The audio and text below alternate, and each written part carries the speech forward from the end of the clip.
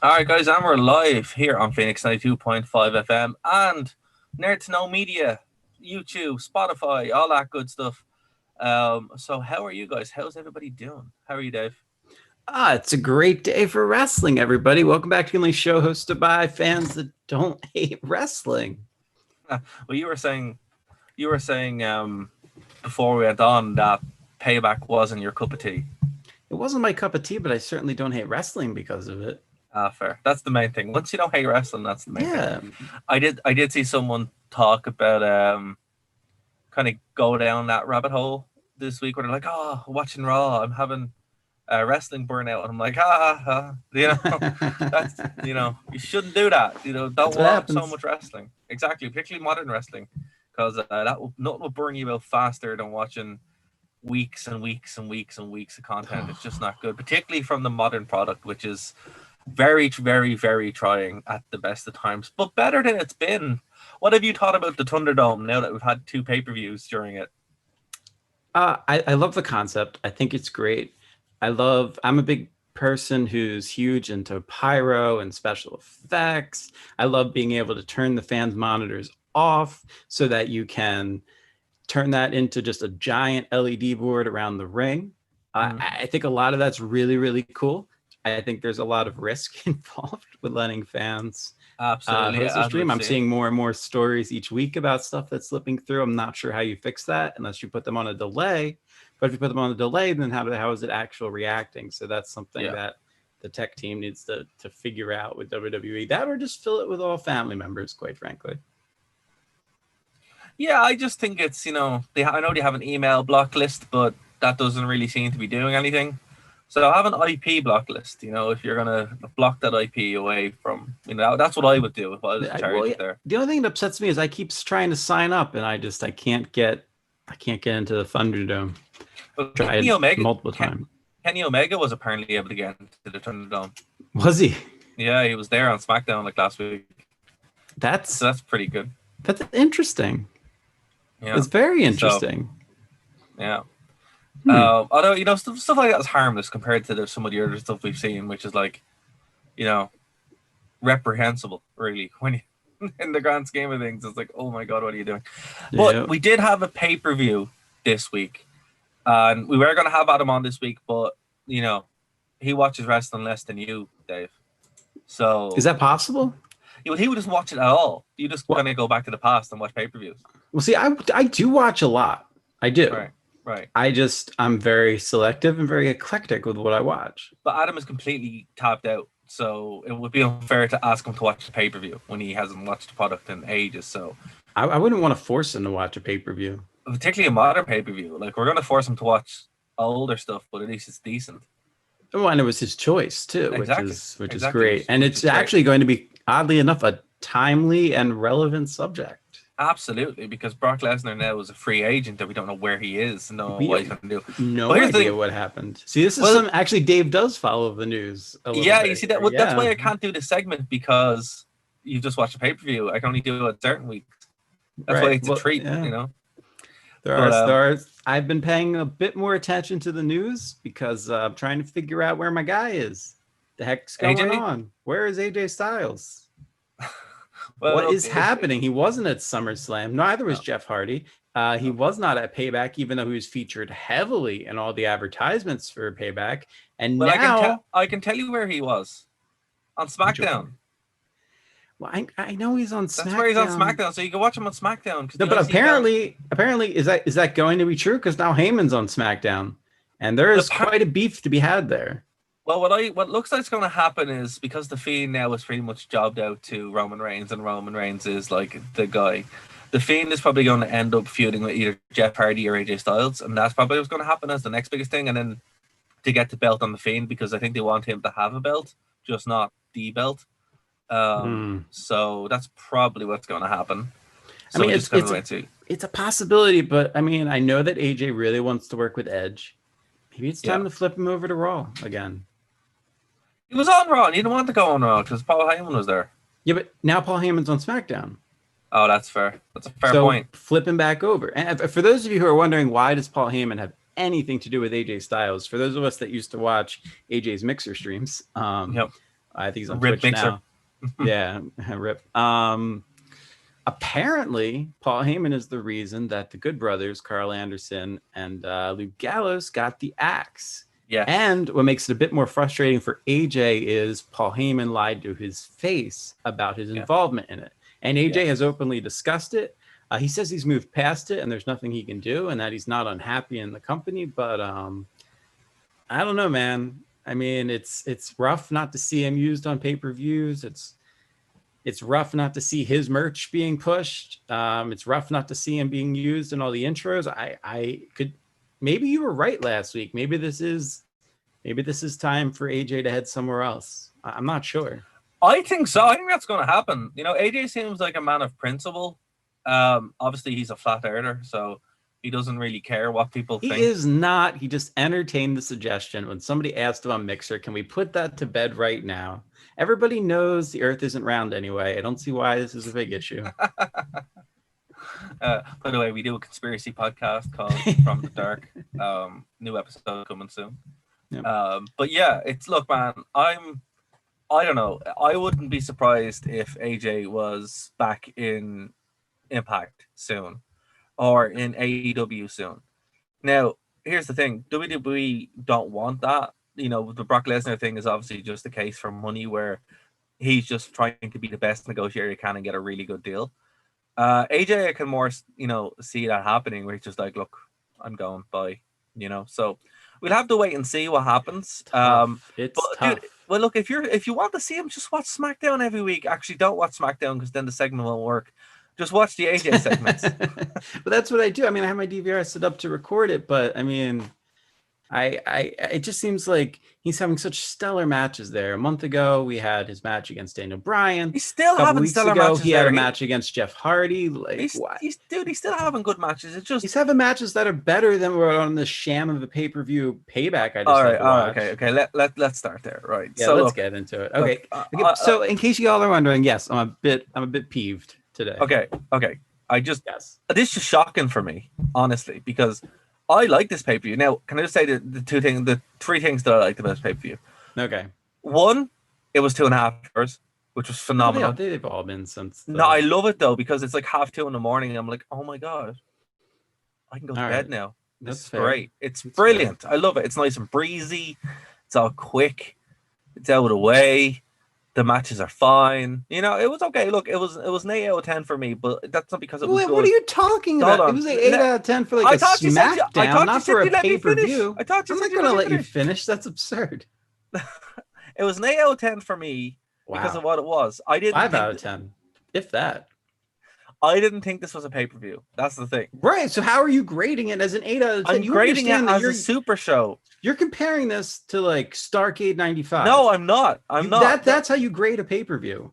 This wasn't a pay-per-view. This was a super show. Well, the super shows are better.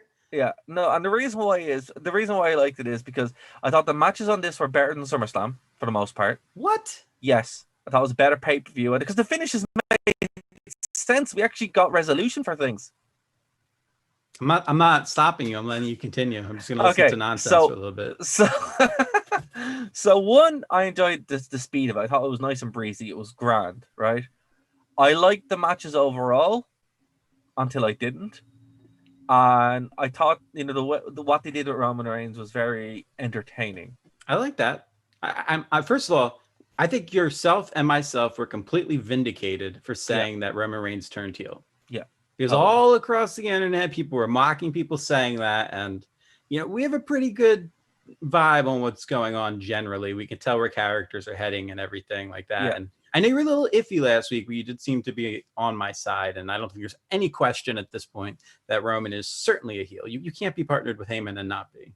Well, it's weird because it's like, it seems like he didn't really know how, like, the heel that we were expecting is not the heel we got, right? Because I like the way he came out at the end, like pretty much when the match was over, and signed the contract and then went in. I thought that was a cool little move. I know some people were saying that was goofy, but I'm like, no, it really adds to it.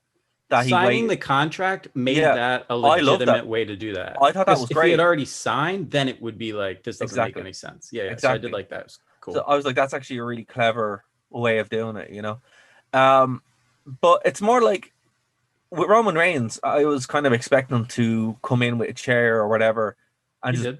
no. But hold on, but the way he did it was interesting because he didn't initially use it. You know, like if he'll normally come out and beat the hell out of them when they're down and get the thing, he legit went for a pin. You know, and then he's like, "Oh wait, hold on, I'm not cheating properly. Let me go out and get the chair." And that's what I thought was interesting. Oh. It's not the kind of sure of himself monster heel that we normally get, or like some guy that just doesn't care. Well, It was actually, just I felt he was sure of himself. I viewed that as a pure ego move. Like, "Ugh, I don't oh even need really? this chair. They're already down. I'm so good. I can just go in there and lay on them, and this is over." Oh, interesting. That's Yeah, how I interpreted I it. suppose you can look at it both ways. I kind of looked at it as in the I'm not really sure how to do this yet. Mm. But actually both make sense. That's what's so great about this heel turn. You can kind of really go anywhere with it. You know, and I Yeah. like the way the whole night, the way Paul Heyman kind of kept everybody guessing if he was going to show up, because obviously he was going to show up, but he's just like, oh, it's on my time, on my terms that I'm going to show up, not because you want me here, that kind of thing. Um, you know how I knew Roman Reigns was winning this, or how the Fiend wasn't winning this? Because Roman Reigns was booked. Well, aside from that, well, do you know what the big giveaway was? What was that? Bray Wyatt came out with the normal belt. Oh. Like last time when he won, they went through the trouble of giving him, and of course he probably has that at home, They gotta so he have it could have just got it. somewhere. Yeah, like there's no way he got rid of it, but they didn't even bother letting him come out with that. He was just like, "Oh, you're literally keeping this warm for a week," like, Interesting. and I'm just like, "Oh well, you know, there's no way." And Braun Strowman has no energy at all to him. I feel so sorry for him because I'm like, man, you're so bad. Like, it's Well, just, the issue is he's such a nice human being. yeah, it's like you're so bad, and you seem like such a cool guy, Yeah, but that's the thing. Like, you I'd know, love to hang out with him. I think he's amazing.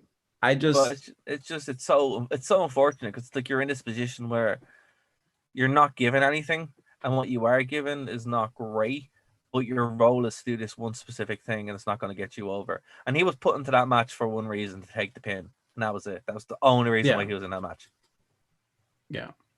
Now, I thought he Um, did a pretty good job in the match, all things said. oh yeah, it Um, was a very decent match, I must say. it was, it was brutal. It was what you expected from these two. I thought it was better than their SummerSlam match. A lot better than the Now, what did you SummerSlam think match. about the pin, not the pin, the ring break? Because we've seen this. This is the third or fourth time now that we've seen this effect. I thought that honestly, when I saw that, I'm like, oh, here comes Retribution.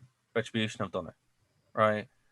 And then There what would was have no retribution on this there card. That wasn't confused no me. I no was so excited to see them for like the first time. no Antifa were too busy off burning the town or something down, so they couldn't Yeah. make it. No, Portland Um, was too far away. yeah, Portland's too far away. That's it. They missed their bus. Um, but yeah, no. When I saw that, I was just like, oh, okay, here comes Retribution, and then I thought they would have, that would have set up Roman Reigns' return. That's what I thought was going to happen. As the leader of Retribution? Yeah, and that would have Yeah, made something could sense have as well, happened. right? Because Okay, it's like, oh, yeah. this is my belt. I didn't lose it, so I'm leading these guys to kind of take over. But that didn't happen. So when he just walks out, it's like, okay, I guess the ring just broke. It had a lot more impact the first time I remember seeing it, which was Brock Lesnar and Big Show. Did I you mean, notice? that was a holy crap moment for Did you sure. notice? Did you notice the screen kind of shook a little bit, which was kind of cringy? Oh, did it? Did they do a little camera shake? Yeah. Little camera Here's what's weird, shake? right? When I'm watching wrestling in the Thunderdome, it feels like I'm playing the video game. Like I kind of get. Yes. Yeah, did you Yes, get it that too? does. I'm Yeah, kind yeah, of yeah, lulled yeah. into like the video game aspect of it, and I think the reason is because they're actually using the sounds from the video game for the crowd noise. From the You keep 2000. saying that there, but they swear it's the actual sounds from the people at home. Someone did a video. I'll try to find it and link it. But it's from 2K18. Apparently, that's the one they're using. But it's weird Okay. when I'm watching it, I'm kind of lulled Yeah, into because this why sense use of 2K19? Let's just keep styles out of everything. at least they should use 2K20 and break the whole thing because that game is just Then the ring would hilarious. break every Exactly. match. Everything would break all the time. Yeah, but look, it's weird. So when that happened, I'm like, I really feel like I'm playing the video game now. Like, really doesn't Yeah, feel yeah. real, It's much better than the Performance Center, like by a country mile. But Oh it's yeah, and still, I it's still think very, the Fiend's entrance is the best thing going oh yeah, on that's in great. right And now. I look, it even looks kind of better with all the LED stuff there, so they can kind of do more with it.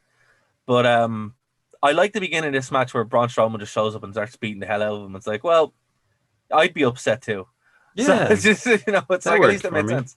Yeah, like the way the whole thing was put together made sense. It was a very physical match. Braun Strowman wasn't as dumb as he was at SummerSlam, where he tore the ring up and basically beat himself. And look, it got Roman Reigns over. I think this Roman Reigns, he needed this. He needed a bit more of a change. What I would say is, and what I'm Still no hope, vest. I want to point out, still no still no vest. vest, but he's not fully there. So what I would say is now get new ring gear, which you're halfway there. Get a new team, and really get yourself away from the Shield and strike out on your own. And then he can actually kind of go it alone rather than hanging on to some of those vestiges because he doesn't need them anymore. He never really needed them. And yeah, I think we have the real coming out party of Roman Reigns. Like this is what will make him. The problem is who's he going to feud with? Because he can't Bray Wyatt is probably the most over character that they have in WWE now. So they're probably Yep. going to get him away from Reigns very quickly, and that's what I'm saying. You'll probably see him in the IC division fairly soon. Yeah, I mean, So Jeff Hardy would be a good opponent because nobody's ever more over as a face than Hardy.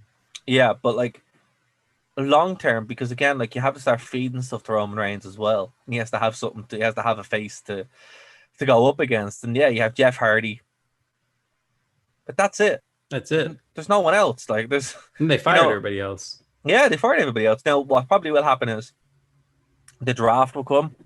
Well, That has to come. yeah, well, they have Matt Riddle, but I don't think Riddle's there yet, and you don't want to feed him right to Roman Reigns, so he smashes through him and kills him, and that's it. No, So you gotta. you This gotta is kind the of hard work thing. up. Like, how do you get?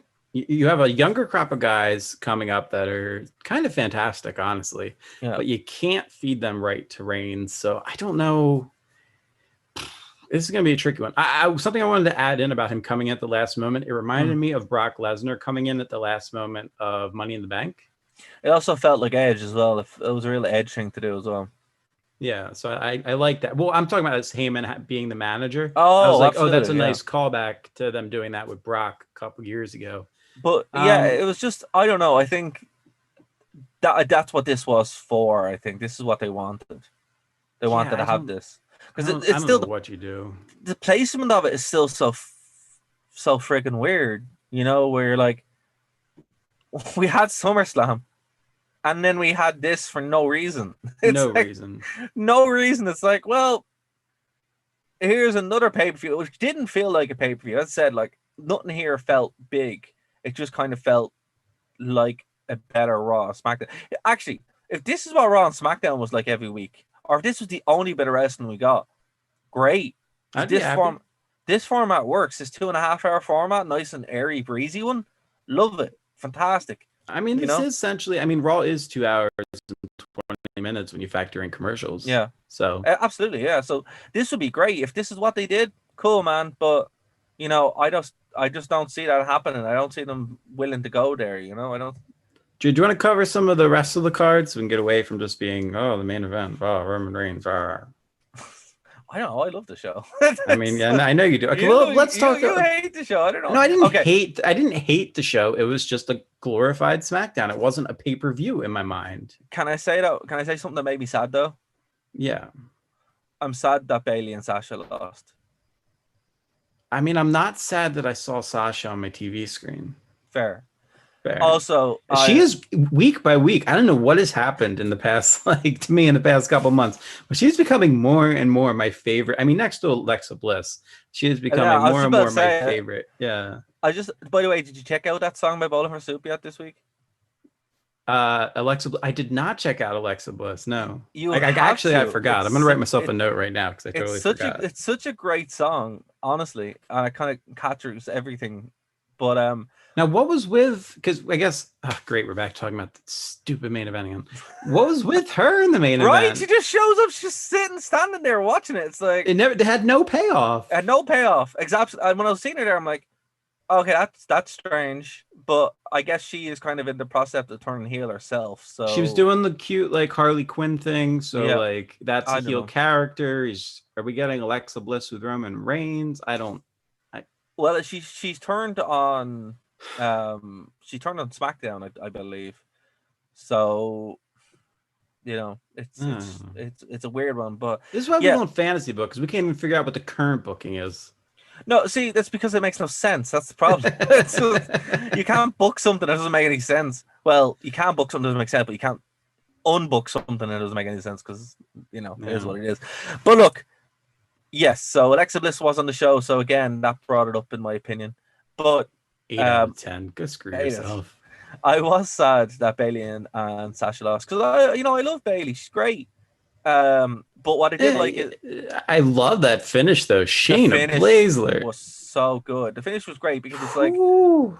technically she made Bailey and Sasha beat each other, which was incredible. It's like that's Well, a really, whole really theme clever. of the match was Sasha being used as a weapon against Bailey. Yeah, On multiple occasions, I yeah. used her as a weapon, and then it finished with Baszler using her arm as the choke point. And I So thought, clever. wow, So yeah, clever. that was actually great booking. So, like, Yep. kudos, well done. Now, that said, why is Nia Jax in this company? Nia Jax shouldn't be in any company because she's so dangerous. Like, I don't mean in like, like a wrestling. It's like, no, the woman injures people. So it's like, I don't get her. I don't get her character. I don't understand why you she's see her tagging with character Shayna and when she's wearing it. Why was she wearing Tamina's t-shirt? I'm so confused.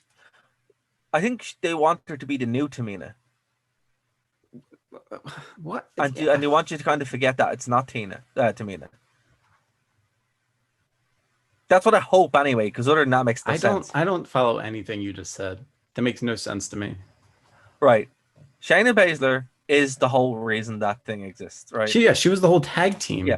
And then the thing at the end with them not being friends, clearly I don't watch the weekly programming, so I was like, what is happening right now? Do you want me to explain it to you? No, honestly, I don't. Bailey and Sasha didn't break up. Like what? No, okay, we're right. supposed to. Like so Nia Jax has to be there, right? But they know she has a bad rep, so I think they're just hoping that people think it's Tamina, right? That's what I think. That's what you want. That's what. I thought what I want is what they want because it doesn't make any other sense otherwise. It's like, oh, nobody's that's meaner than Tamina. I've sitting there the whole time going, oh, Tamina's her tag partner, and then Shayna walked out. I was so confused. Yeah. Huh. Right. What they want is they want the Bailey and Sasha breakup to happen, but obviously they're kind of going slow with it. So they're going with slow. This has been going on for like 2 or 3 years.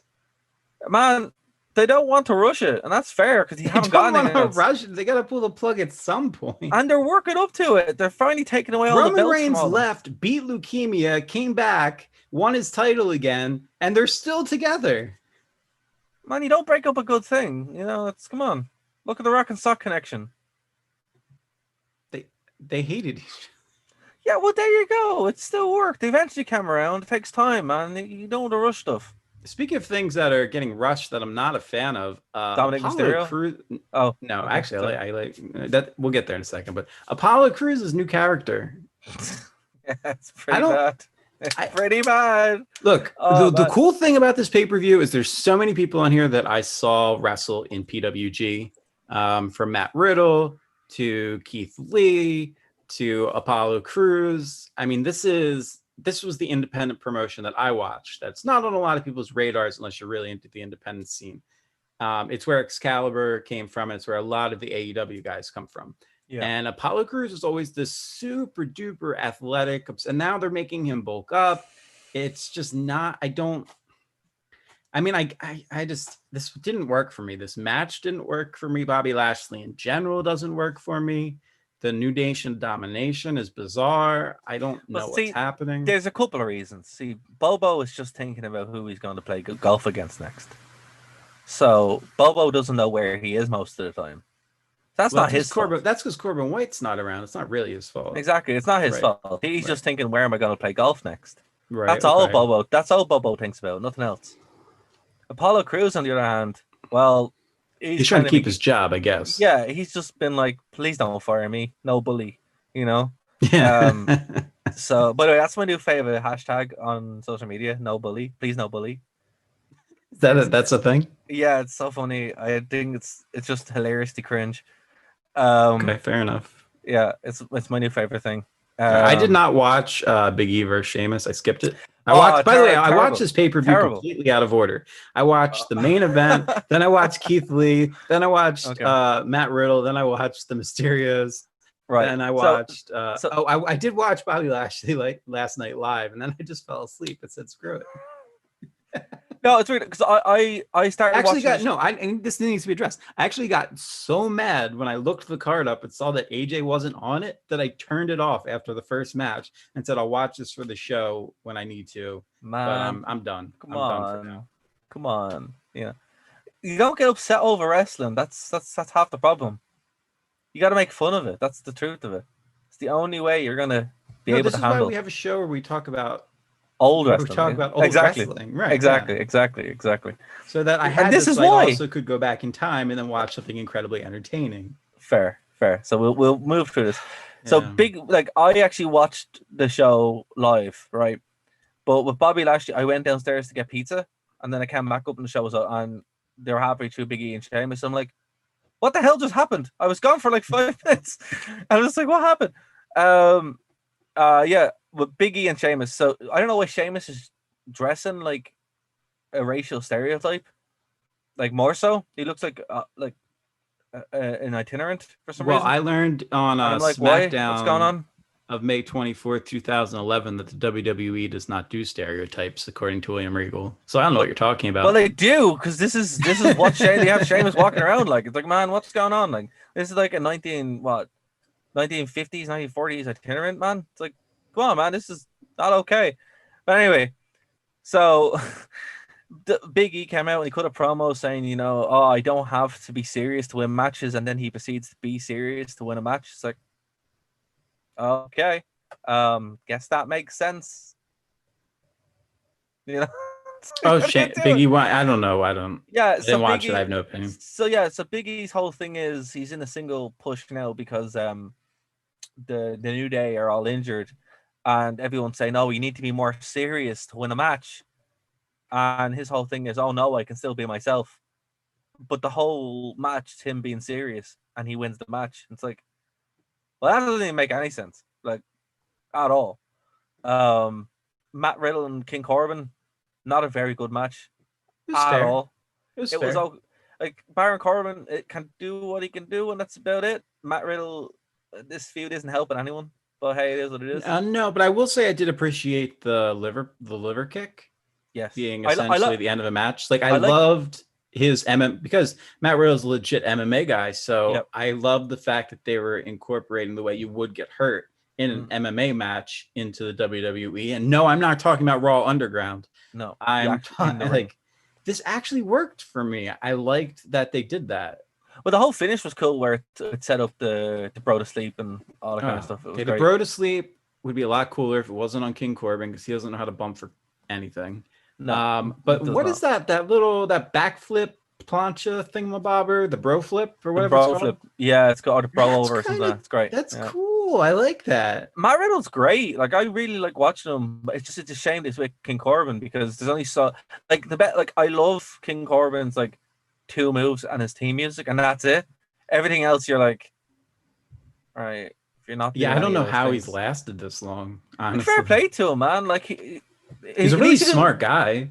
But he doesn't look like a bar. At least he doesn't look like a barman anymore.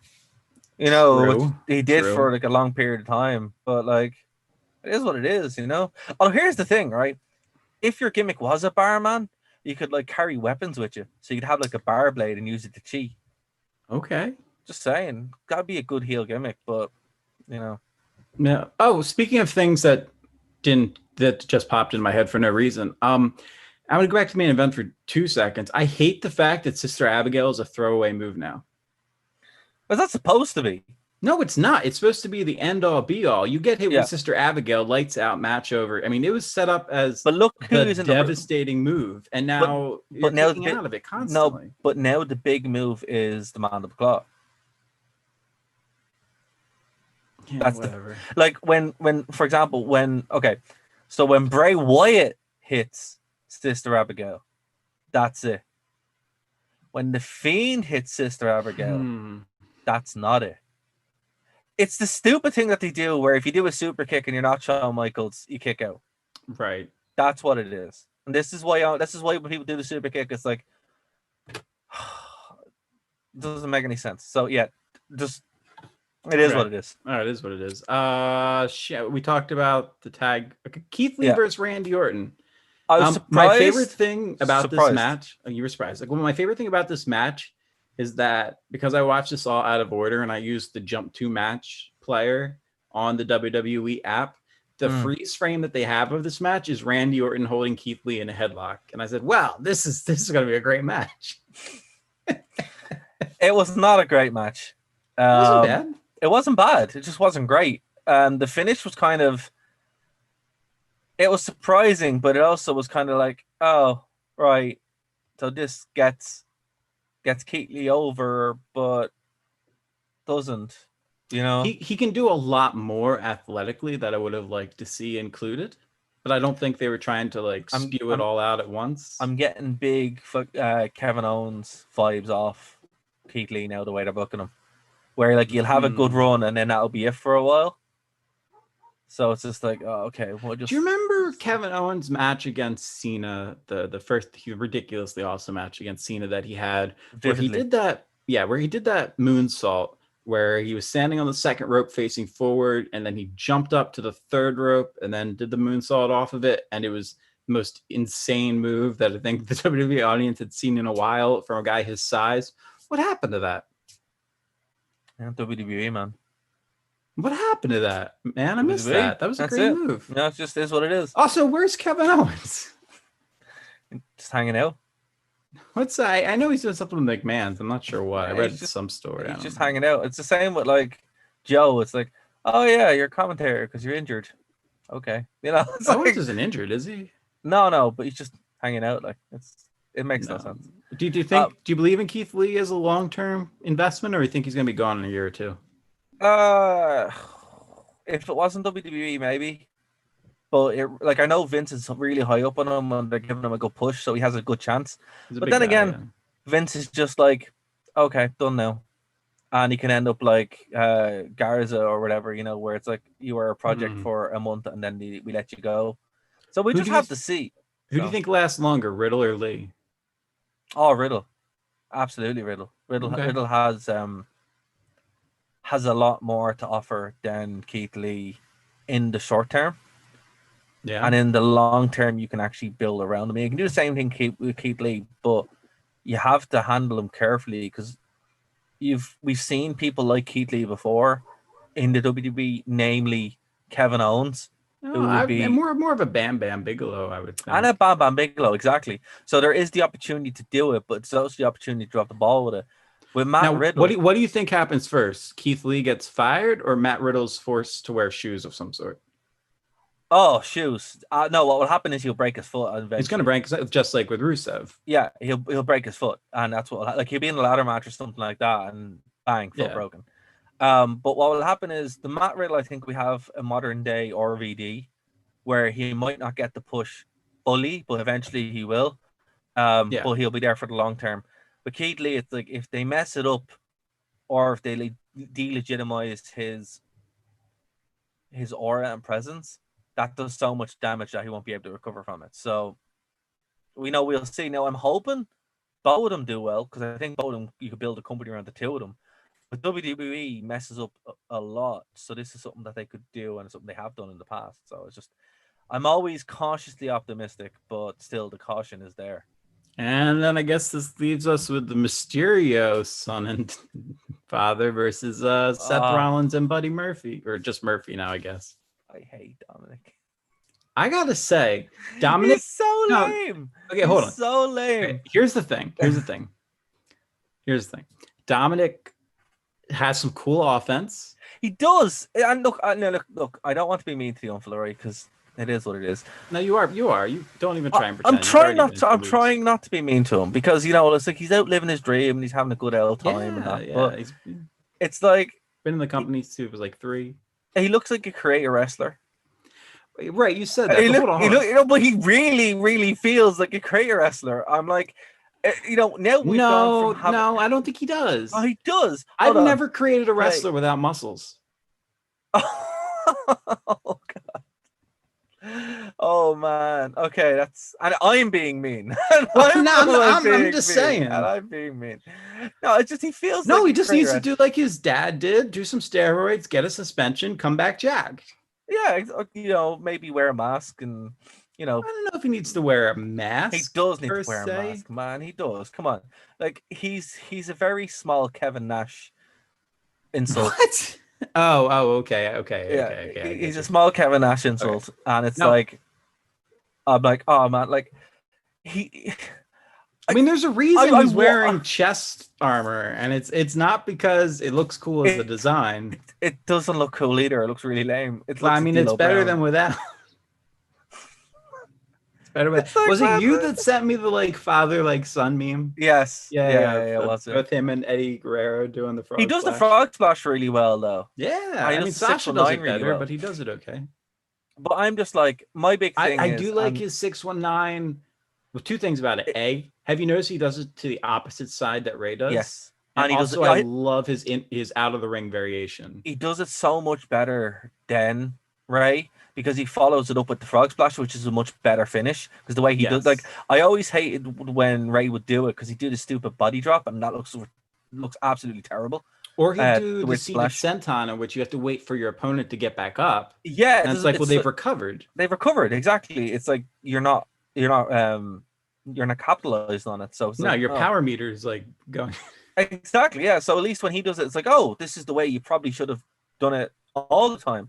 But anyway. But what I wanted to say was he has great offense. He just doesn't sell very well.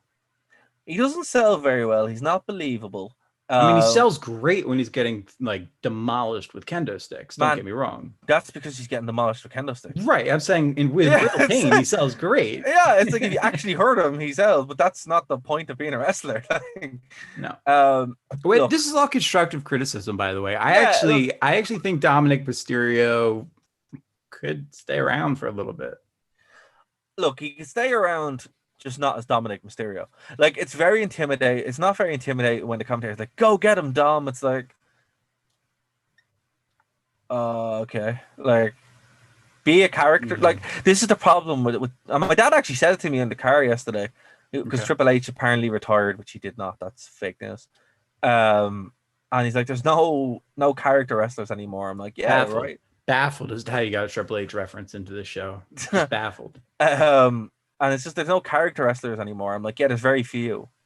If literally, I think The Fiend is probably the only one, and the rest of them, But this is this card. I mean, you got Matt Riddle is. No, Matt Riddle's just Matt Riddle, man. All right. What about King Corbin? King Corbin's a barman with a crown. Well, that's a character. It's not a character. He didn't lean into it. I'm telling you, if they gave him a bar blade and his whole thing was he'd, snakily take out a bottle and hit them with it. I'm really searching, so clearly you're right, because I'm pulling at straws here. It's very difficult to do that. It's very difficult now to actually do that, and that's the problem, right? So, it's the same thing. To do it, it's the same thing when you go see a band play, right? And they give you the best band in the world, particularly in metal, and the lads are up there and they're playing, but they're just lads in t-shirts and jeans. There's no show, right? Now, that is King Corbin. No, but there can be a crutch, right, where you rely too much on the show and there's no substance. And what I think it's a similar thing here, where there's no difference between the person and the wrestler, and it's something that they could lean into. And Dominic Mysterio, 9 times out of 10, it's fine with Keith Lee and Matt Riddle and guys who are already there, right, and established. Same with AJ Styles, right? With Dominic Mysterio, he is Dominic Mysterio, and that's it. He's the son of Eddie Guerrero.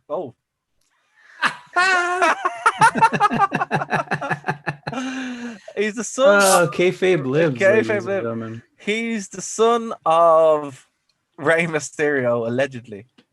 But And that's a whole angle they could do. There's no way anybody yeah, would remember there's it. no But way. Yeah, exactly. But that's it. That's all he's been introduced as. That's they all that need we to. know Why him do as. you use the frog splash? Well, it's in honor of my dad, and then you get the Dominic versus Exactly. Ray Ray Exactly. feud. Brought back. Yeah. It's just I think if Will we get yeah, that? We're gonna get that, right? Dominic versus Ray. well, I'd say so. And if they do Yeah. it that way, that would actually kind of make him because now he's just comes. It's like bring your son to school day, so your son to work, and that's what it Right. feels like. Right. It's like Yeah. why is he there? Like it's just because I don't buy him as a wrestler.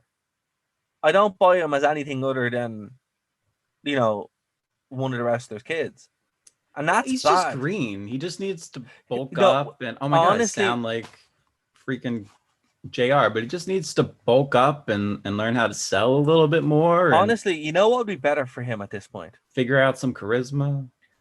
Go to Japan, Go to go to Japan. Mexico, Yeah. and work the indies for a couple of years, and then because Go. it's not like WWE are going to be like, yeah, no. He should just say, look, I need to go learn how to be a wrestler. Yeah. Go off, get yourself a cool gimmick, come in, go to Japan for 2 years, come back, you'll be a monster, and then there you go. Doing it this way, I don't see anything long term. And Japan will toughen you up, but I mean, even AAA or CMLL down in Mexico, that would give you a lot of a big good palette, lucha training. Yeah. a big palette to learn. Exactly. Even go hang out with Lance Storm for a while. Yeah. Well, like we don't want to be that vanilla. no, no. I mean, like with improving in the ring and selling and stuff. I know. I got you. It's just, I feel really sorry for him because he's getting this way too soon, and it's going to be the overall impression that people are getting, where it's like, man, you're not there yet, and even if you are there, you're there as Rey Mysterio's kid, but there's nothing else. I thought he did a lot of stuff great, though. I mean, it wasn't. No, see, this is why it's all constructive criticism. It's just like it's WWE, man. They're not giving they should have just said, look, we'll do this angle and then we'll take you off for a while. We'll have you written off screen, come back in, do a massive heel turn, or you're this crazy lucha wrestler or whatever.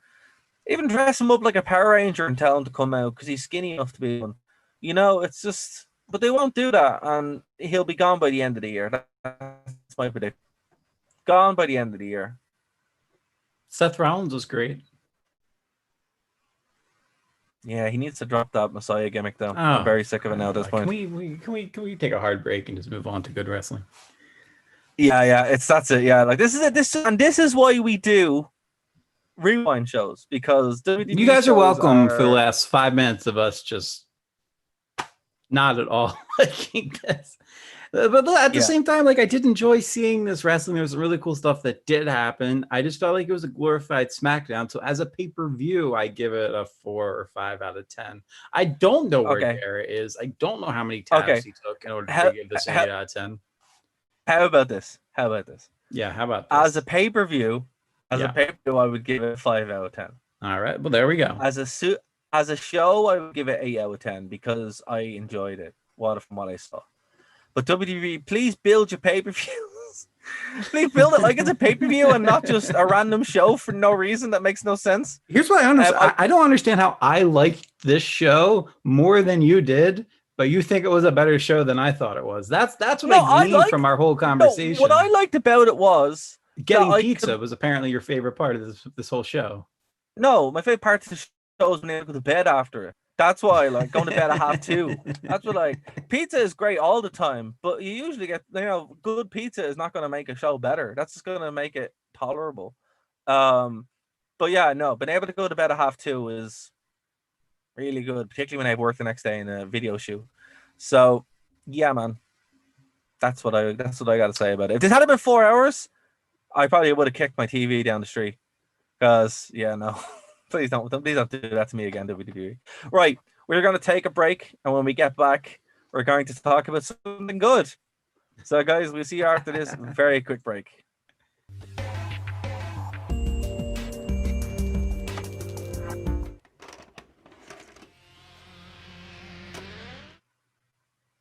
And we are back.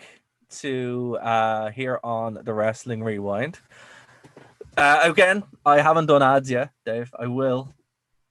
Yeah, no, I'm sure you will. I'm sure I'll still eventually. be on the show by the time you do ads. Eventually ads will be done. So we're going to go back 20 years or 19 years to WWE. Good Lord. I just realized how long ago that was. Yes, 19 years ago, May 24th, 2001, when WWE was still known as WWF. And this is SmackDown. Commentators were Michael Cole and Taz. Ring announcer Tony Chimmel, which I actually didn't realize Tony Chimmel was on the show at this point. Oh, yeah. And it was the scene of the third ever TLC match. Do you laugh the way I say third? Yeah. Was it that? I tried to stifle it. No, I did. I tried to stifle it. It's just like, man, I'm Irish. Come on, like this is just how we speak. It's fine. I'm sure there's plenty of things that I say that listeners on Phoenix FM are like, what is he possibly trying to say right now? So I get it. Okay, so this wasn't SmackDown Extreme, which is another show which we'll talk about. Yeah, you confused me with that. I was like, what is he talking about? But I did like this show. Yeah, SmackDown Extreme is when they replaced all the ropes and pretty much made it look like Raw, but it was called SmackDown Extreme. I will try to find that. We'll probably talk about that after Adam's show, because I do like SmackDown Extreme. This was something else. This was We're doing that next Tuesday, by the way. What? With Adam? Yeah. So I gotta watch Live Japan this weekend. Okay. Yeah, that's the plan. Thanks. And if not, we will do SmackDown Extreme, because that's also fun. So once we confirm, we'll let you know on our social media. So look, okay, this was a show. This was a show that came after the ratings drop that happened pretty much when Austin came out and killed all the Hardys and Lita with a chair, like absolutely decimated them. So the ratings fell through the floor because people don't like watching men destroy women in general.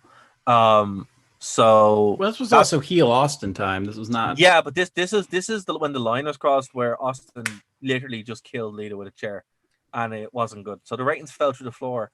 So this was WWE's reaction to it, where they're like, "Look, we have to get people back watching the show, week to week." And this nothing does that like Kurt Angle versus Spike Dudley. Well, nothing does that like a TLC match for some reason. Yeah, you're right. You're 100% right. And remember, we'd only seen 2 before this point. So, no, we'd only seen 2 TLC. Yeah, well, look, the others don't count because they're not TLC matches. Yeah, but come on, the WrestleMania match that happened in this same arena, not too shortly before. But that was a triangle ladder match. It was a triangle ladder match. However, it is whenever they show TLC matches, it's the shot of Edge spearing Jeff Hardy that they always show. But that was a TLC. That was at WrestleMania 17. That was a TLC match. What the heck was the triangle ladder match? Was WrestleMania 2000. The first ladder match with that's not where that spot was. No, that was from WrestleMania 17. Yeah, I know wrestling. It's okay. I'm qualified.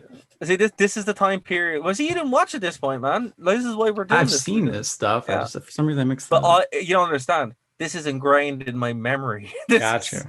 I don't need to watch this again. It's already there. So yeah, I know it quite well. Because of my childhood, basically. But what was interesting about this was finally Jericho and Benoit had teamed up as a theme. So they never actually done it before. They had a phenomenal ladder match at Royal Rumble at the start of the year, which if you haven't seen it, absolutely go see it. It's unbelievable. So to see them in the mix here was super cool. So yeah, Benoit, Jericho, Edge, Christian, the Dudley Boys, the Hardys for the WWF World Tag Team Championships in a table, ladders, and chairs match. Now, Dave, what do you think about this? Like, as a match first, what did you make of this? Okay, not comparing it to the other TLC matches. Not yet. We will get to it. Standalone, yeah. It's cool because I have to take myself back in time and remember that this is the first time TLC was ever on broadcast television. This is the first time that they ever did one of these matches in front of a much larger audience than would have tuned in for a pay-per-view. So that's something to keep in mind. Now, that said, the person who had to recap wrestling for many, many, many years in me gets annoyed every time I see a ladder get set up not under a belt, because I'm going, okay, what spot's coming out of here right now? And there was a lot of that in this match. A There was lot of almost, setup. and there was an setup, obscene amount of setup in this match. But that's what these matches were. These were just spot fed. Like the whole point of this was lads kill each other for 90 minutes.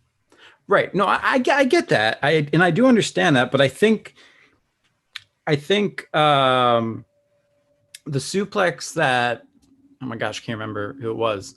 I think Bubba delivered to one of the Hardy Boys, maybe. Yeah, off the ladder. I think it was to Jeff. Yeah, it was Jeff. Yeah, it was off a ladder. Because Matt had done it the Twist of Fate to Jericho. Okay, so I thought that was a perfect move, and that was a move that made me go, "That's insane." Because first of all, why on earth would you take that? Other than the fact that they were 20 years younger than they are now. I did not like Edge spearing Jericho off the ladder. I thought that made no sense. Like, why is Jericho reaching for the title when he's 10 feet away from it? So as a match itself, oh my gosh, it was fun. I loved it. I would watch this every week if it wouldn't mean that wrestlers would be constantly out with injury. I don't really have any complaints about it. I mean, I can be smarky and complain, oh, there are lots of setups and stuff, but so what? It's wrestling. Let there be. I don't mind. I would have liked to see more done with now, see, it's hard not to compare. I would like to see a lot more done with tables because they had incorporated them in really cool ways in the past. But other than that, it was fun. I will say, I appreciate the fact that in early ladder matches, the title or whatever seemed to be suspended higher above the ring than it is nowadays. Nowadays, it feels like you can go up to the third rung from the top and reach it. And it seems like in early ladder matches, you had to go up to the second rung from the top. And I think that just adds to the peril. Yeah, it was for a number of reasons.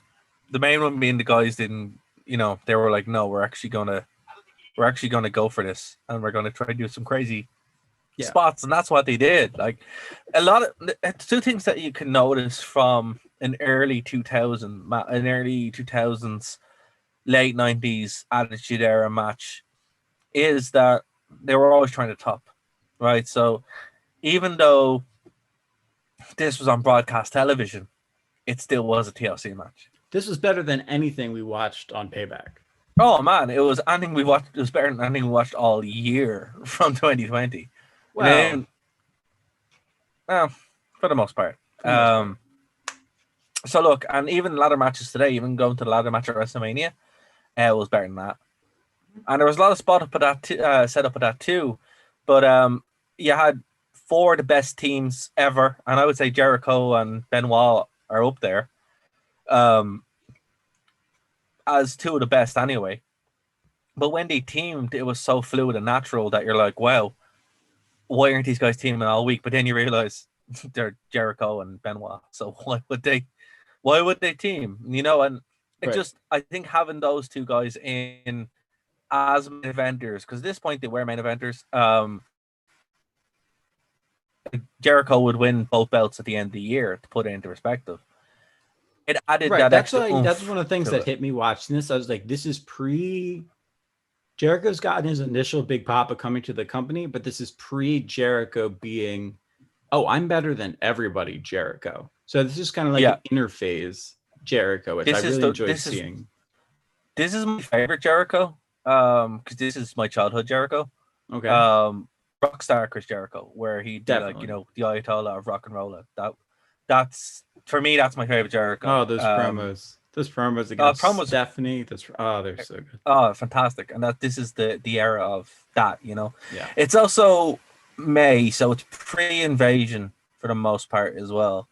Teased it a little. Absolutely. Yeah. But they still wasn't. It wasn't happening yet. That wouldn't happen until the summer.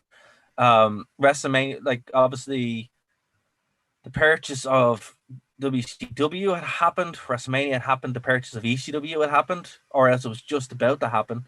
So we're starting to get this would kind of be the swan song. Like the swan song of the Attitude Era had already happened at WrestleMania. So this is kind of like the reset before they went into the actual final Yeah. run of the Attitude Era. That's so weird because there's nobody nowadays. There's no company that WWE would make a big deal about buying. Actually, one thing that said it, right? So there was a promo on, to go back to Payback, there was a promo on Payback of all the companies that they had bought. And you're like, oh yeah, none of this matters. It's like, none of this matters. You know, it's just, it's funny. No. It's funny. No, it really doesn't. Because, I mean, WWE, why would they make a big deal out of buying like an AEW? The AEW is not beating them in the rate. Well, not beating them. Actually, that's a good point. That's a good point, right? So for years, there was a whole thing that Impact would be bought by WWE. And it was like, oh, what would that mean, really? Right. And I think people were like, oh, would there be an invasion? Not really. Kind of what we see now, where they play footage of AJ. Actually, did you see that? What's Abyss's real name? Chris Park. Joseph Parks. Yeah, did you see that he's back on Joseph A. Parks? Yeah. Yeah, he's AJ's lawyer. He's on AJ's lawyer, which is amazing. I love it. But yeah, so that's kind of what would happen if WWE had bought TNA. I did appreciate there was like some reference where they were asking, or I was watching WWE's The Bump, right? And they had asked AJ about, where'd you find this Joseph Parks guy? Like, has he been in the area for a while? And AJ was just like, yeah, he's been hanging around Orlando for a couple years, and he felt like the right thing, and it was like a cool little like play at it. But that's good. I'm saying like WWE would just do what they did with people like Styles and Eric Young and Bobby Bobby Roode and like all them. They would just wait for the company to collapse and then collect them. And that's kind of what I think would happen if they bought AEW. I don't think they would buy AEW. They would just go, okay, you want some money, Omega? Come on over. You want some money, Rhodes? Go screw yourself. Like, it would. I think that's how it would go, honestly. I don't think it would be this big, like, here come Omega and the Bucks to take over. Yeah, no, I don't think that would happen because, again, the reason why WCW was such a big deal was because they beat WWE. Right. ECW, in reality, I know we like the kayfabe, but ECW are always WWF.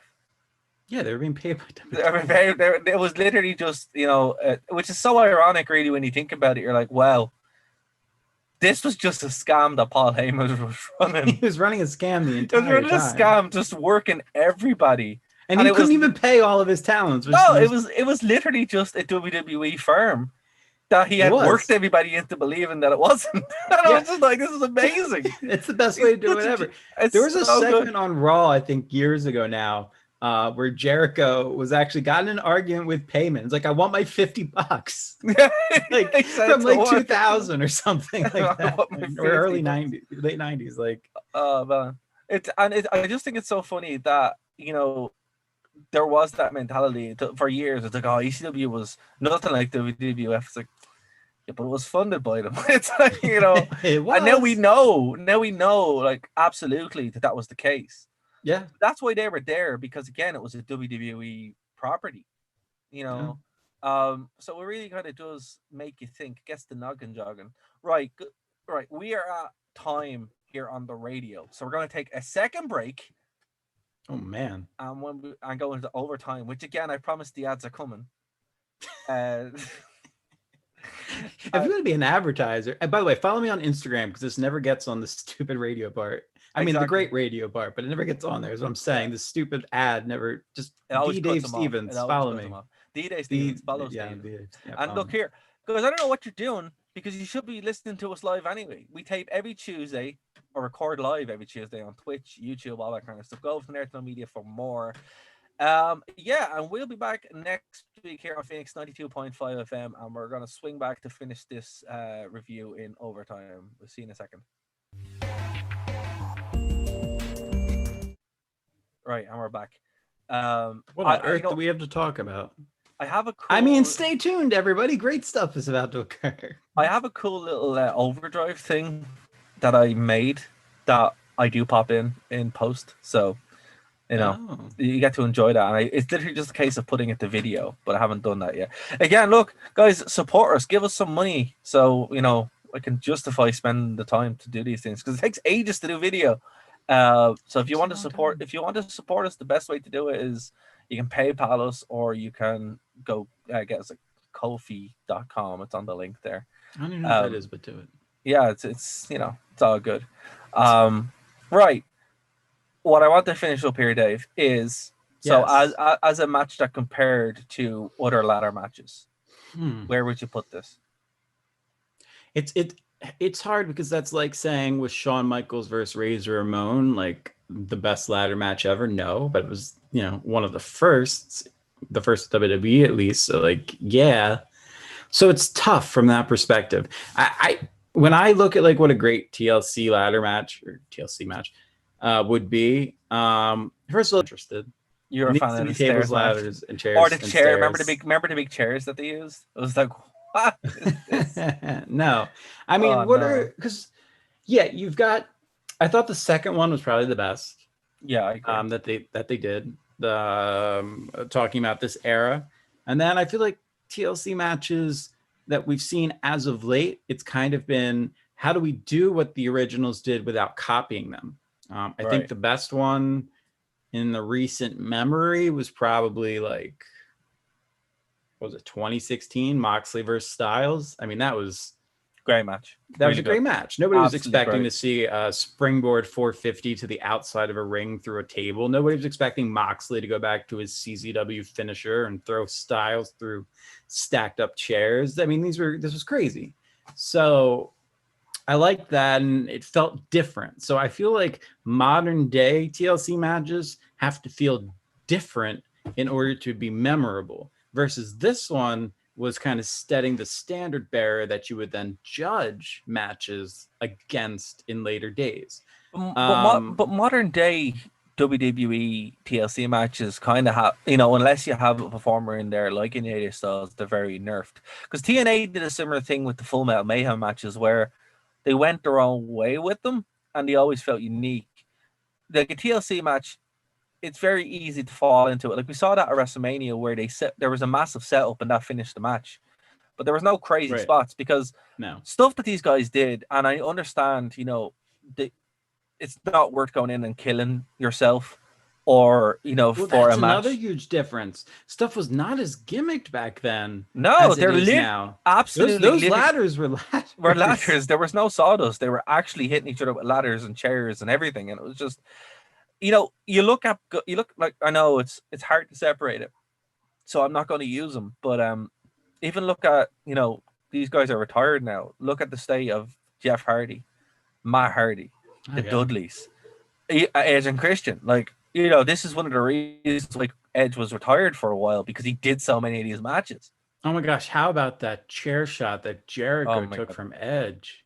Oh my God. Like, you see those chair shots and you cringe, because you know the damage that it's done. You know, that's why I cringed when Perry Saturn earlier in the show came out and was doing like a whole like, oh, I'm concussed thing. Yeah.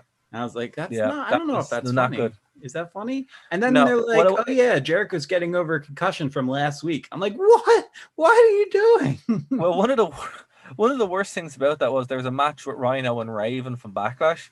Okay. And it's actually a phenomenal match, but there's a bit where there's a call from Jerry, of course there is, where Rhino takes a shot with something. He's like, oh, his brains have been scrambled so much he's going to forget where he lives, and you're like, that's horrific. Like, don't joke about it. You know, it's just absolutely, you're just sitting there going, oh my God. And I know in the Jerry the King lexicon of things, that's like very tame, but it's like, oh, you know, does not age well. Yeah, this is the first time I think I watched an old show where I didn't have too many cringe moments on commentary, and maybe it's because it was Taz it's Taz and Michael Cole. It wasn't King. Yeah, it wasn't King. So it's just like you're in good hands that you're not going to have cringy. Also, no funny signs, which was disappointing. We'll have to dig out a good show so we can. Kane, by the way, was a monster. Kane, this is Kane's peak as well. 2001. Peak, yeah, unbelievable. Oh my goodness, I love Rhino matches, Like in general, Rhino's one of my favorite wrestlers of all time. He just works really well with Kane. He just looks so weird. What Rhino does? He's got the weirdest body shape, man. It does, but it's weird. And it makes him a character, though, and I think it helps. But he's not super big, but he's not super small, but he's able to work with both, and that's what I like about him. He's like just, he can have a great. He's like some weird wrecking ball with muscles in places that I don't think muscles exist. Yeah, and he can have a great match with the small guys or with monsters, and both are very believable. He's great. I love Rhino, and even to this day, he's still phenomenal. He's still killing it. Absolutely. And some other highlights on this: the intergender tag match is skip that. There's nothing to watch. No, but you can watch the backstage segment with Trish Stratus. Yes, you can. And it's funny because this is before Trish Stratus became an actual wrestler. So this is what she did. And you're like, right, we're in the Attitude Era kind of still. Kind of. But the right to censor, if can we talk about the pyro going off when Trish Stratus decides to do the worm? Yeah. Like what? It's so mature. So mature. So mature. And if King had been there, he would have been screaming. All this stuff. So it's just like that's probably why he wasn't there, because Taz was able to control himself. Somebody was like, keep the camera on Trish, and that was as glued as he got. So I appreciate that. So it wasn't too bad. Kurt Angle killed Spike Dudley. Absolutely demolished him. Absolutely demolished him. And then for some reason, X-Pac beat Eddie Guerrero, and this is when the weird period before Eddie Guerrero was like injured again. So it's like, okay. Whenever I watch, especially wrestling from around like 2016 to 2018 in the independent scene, I see a lot of moves and I'm like, oh my gosh, I've never seen those before. But now going back and watching this stuff from that millennium period, Eddie did a move where he flipped over the guy's back as he was standing there. And I was like, oh, like these moves aren't new. They just stopped doing them for 10 years and now they're bringing them back.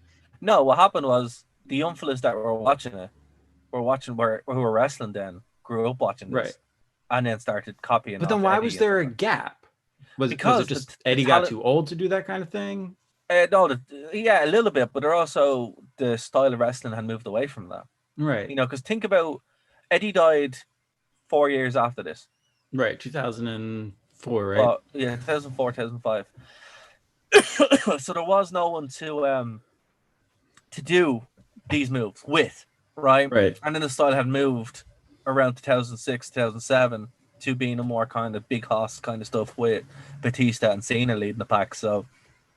And JBL. Yeah, so there you go. Like that's why it wasn't. Yeah, I guess so. It wouldn't really fit in as well. It wouldn't fit in. So still weird to see Perry Saturn on a card, because I remember the 10-year, 15-year stretch where nobody knew where Perry Saturn was. Because he was. You remember that? But he was off saving people. Apparently, saved a bunch of women from being raped and stuff. So right. But hero. I'm not. Yeah. He is, yes, but I'm saying, do you remember that period where people were like, we have nobody knew where he was. Saturn is. No, nobody knew where he was. Off the face of the earth. Yeah, but that's what he was doing. He was pretty much a vigilante, like. Yeah. It's like, all right, fair enough, man. We know that now, but at the time, people were legitimately concerned. Yeah, no, he was just off kind of being like weird homeless Batman, like. A weird homeless Batman. Yeah. If Batman was homeless, he never could have afforded to be Batman. No, absolutely not. No. It's just... but yeah, so look, man, I enjoyed this. I enjoyed this a lot more than Payback. So I don't know, I'm kind of glad we had a palate cleanser, because that show would have just been negative. Yeah, this is what we mean by we're the only fans that don't hate wrestling, because we don't watch so much wrestling out there to watch and enjoy. You don't have to hate it. Can you be me? Can you go on Facebook and rant about the fact that AJ Styles wasn't on the pay-per-view and get 20 comments? Yeah, that'll happen.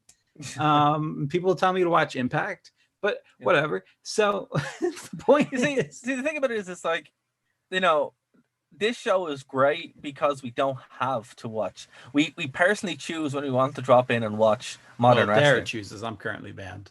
There's a reason why you're banned. There's a reason why. I choose until you make better choices, and then you're okay. Yeah. Still, it's gonna take a while to get over that, Dave. But listen, y'all should go watch World War III. Do not go to watch World War III again. To this day, I'm like, why did he want us to watch it? And it was for one moment. For one match. Fun match.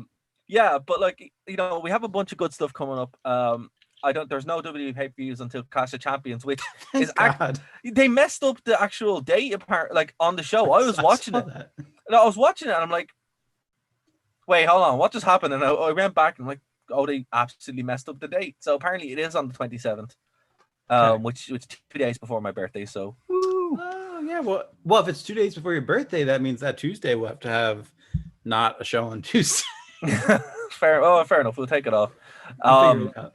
But yeah, so that's kind of the only WWE wrestling we have coming up, and I think AEW's doing a show for a while. So they did one this weekend. We just didn't recap it.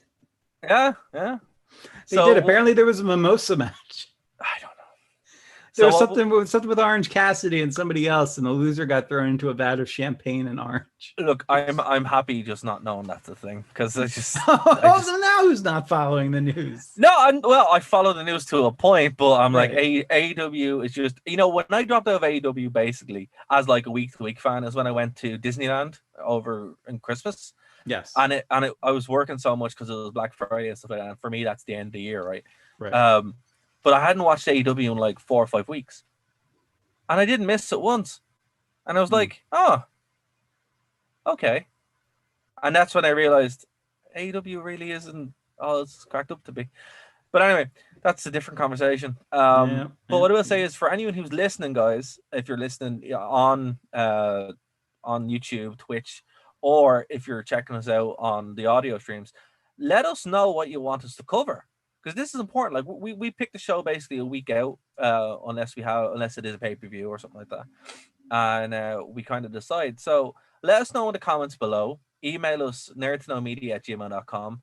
Tweet either myself or Dave. You can tweet Dave at @DDaveStevens, or you can tweet me at RWB, or you can tweet the show.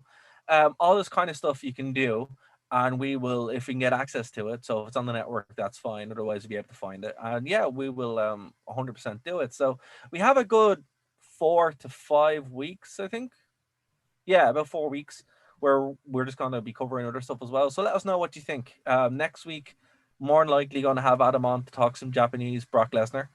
And then the week after, we don't know. SmackDown Extreme probably. But that's still tentative. So, Dave, is there anything you want to add before we get out of here? No, there's not. Just make sure you all go on the W Network and watch World War III. All right, guys. Well, we'll be back next week here, same time. And sign a petition to get Styles back in the WWE. I think he hasn't gone anywhere. He's still there. He might not be there. I'm not sure. He's still there. If AJ Styles is listening, please tell Dave that he's still here, because he doesn't watch SmackDown. So. No. Guys, we'll see you next week here on the Wrestling Rewind. Bye, guys.